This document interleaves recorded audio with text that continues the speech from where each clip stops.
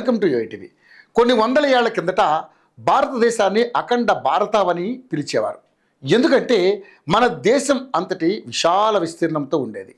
Pakistan, Bangladesh, Bhutan, Myanmar, Sri Lanka ఇలా అనేక దేశాల సమ్మేళనంగా భారత్ ఉండేది. కానీ అనేక యుద్ధాలు, ఆక్రమణలు, స్వతంత్ర పోరాటాలతో చాలా దేశాలు విడిపోయాయి.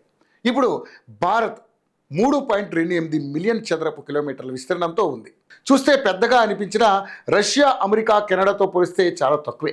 మన దేశంలో చదరపు కిలోమీటర్కు 440 మంది ఉంటే అమెరికాలో 36 మంది, అదేవిధంగా రష్యాలో కేవలం 4 మాత్రమే ఉంటారు. అయితే ఇతర దేశాలతో పోలిస్తే భారత సంస్కృతి, వారసత్వం, ప్రజల ఐక్యత, స్ఫూర్తి ఇతర దేశాల కన్నా భిన్న.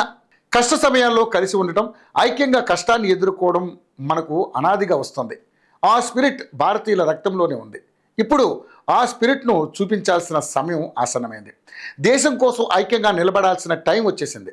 ఈ స్పిరిట్ను ఇప్పుడు మరింత బలోపేతం చేయాల్సిన సమయం వచ్చింది. డొనాల్డ్ ట్రంప్ అమెరికా ఫస్ట్ అనే నినాదంతో ప్రపంచ దేశాలను తన చెప్పు చేతల్లో పెట్టుకోవాలని చూస్తున్నారు. ఇతర దేశాలను కొట్టి అమెరికాను బలోపేతం చేసుకోవాలని భావిస్తున్నారు. ఈ క్రమంలో ఇతర దేశాలు ఐక్యంగా ఉండకుండా గొడవలు పెడుతున్నారు, బెదిరింపులకు దిగుతున్నారు. 200 ఏళ్ల భారత్ను పాలించిన బ్రిటిషర్లు కూడా ఇలాగే చేశారు. కానీ స్వతంత్ర పోరాటాలతో తోకముడిచారు. ఇప్పుడు అమెరికా తోక కత్తిరించాల్సిన టైం వచ్చేసింది. ఇందుకోసం భారత్ స్పిరిట్, నేషన్ ఫస్ట్ అనేది రావాలి. గాంధీజీ స్వదేశీ ఉద్యమం భారత్కు స్వతంత్రాన్ని తెచ్చింది. ఇప్పుడు ఆధునిక సమయంలో స్వదేశీ ఉద్యమం మన ఆర్థిక వ్యవస్థను బలోపేతం చేయగలదు. ప్రధానమంత్రి నరేంద్ర మోదీ ఇటీవల పార్టీలకు అతీతంగా ఐక్యంగా నిలబడి స్వదేశం కోసం సంకల్పం తీసుకోవాలని పిలుపునిచ్చారు. ఈ పిలుపు విదేశీ వాణిజ్య ఒత్తిళ్లను ఎదుర్కొనే సమయంలో భారతీయులందరికీ ఒక స్ఫూర్తిగా నిలవాలి. మనం స్వదేశీ వస్తువులను కొనుగోలు చేయడం, మేక్ ఇన్ ఇండియా ఉత్పత్తులను ప్రోత్సహించడం ద్వారా మన దేశ ఆర్థిక వ్యవస్థను స్ట్రాంగ్గా చేసుకోవచ్చు. ఇది కేవలం ఒక ఆర్థిక నిర్ణయం మాత్రమే కాదు, భారతీయ కష్టానికి విలువ ఇచ్చే ఒక సామాజిక బాధ్యత.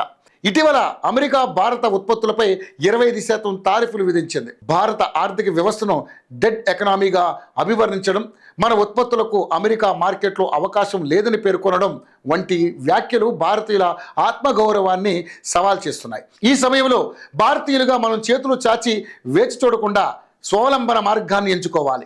మన ఎగుమతి రంగం కష్టాల్లో ఉన్న ఈ తరుణంలో స్వదేశీ ఉత్పత్తులను ప్రోత్సహించడం ద్వారా మన కార్మికులు, వ్యాపారులు మరియు ఆర్థిక వ్యవస్థకు అండగా నిలబడాలి. భారతీయ సంస్కృతి, వారసత్వం మనకు ఐక్యతా శక్తిని నేర్పించింది.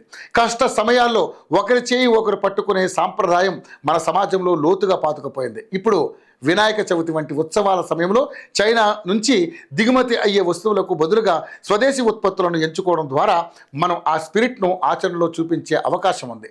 ప్రతి కొనుగోలు నిర్ణయంలో మేక్ ఇన్ ఇండియా లేబుల్ను పరిగణలోకి తీసుకోవడం, భారతీయ కష్టానికి విలువ ఇవ్వడం మన బాధ్యత. నేషన్ ఫస్ట్ భావనను అందరూ స్వీకరించాల్సిన సమయం ఇది. భారత్ ఎదుర్కొంటున్న ఆర్థిక సవాళ్లు, విదేశీ టారిఫ్లు, విమర్శలు మన దేశ స్పిరిట్ను దెబ్బతీయలేవు. బదులుగా ఇవి మనలో స్వావలంబన భావనను మరింత బలోపేతం చేయాలి. స్వదేశీ ఉద్యమం ఒక ఆర్థిక వ్యూహం మాత్రమే కాదు, భారతీయ ఐక్యత, ఆత్మగౌరవాన్ని చాటే అవకాశం. ప్రతి భారతీయుడు తన కొనుగోలు నిర్ణయాల ద్వారా దేశ ఆర్థిక వ్యవస్థకు బలాన్ని చేకూర్చవచ్చు. మన దేశ కార్మికులు, చిన్న వ్యాపారులు, ఉత్పత్తిదారుల కష్టానికి విలువ ఇవ్వడం కూడా మనం ఒక బలమైన ఆర్థిక శక్తిగా ఎదిగే అవకాశం ఉంది. ఇది కేవలం ఆర్థిక పునరుజ్జీవం కోసం మాత్రమే కాదు, భారతీయ ఆత్మగౌరవాన్ని నిలబెట్టే ప్రయాణం.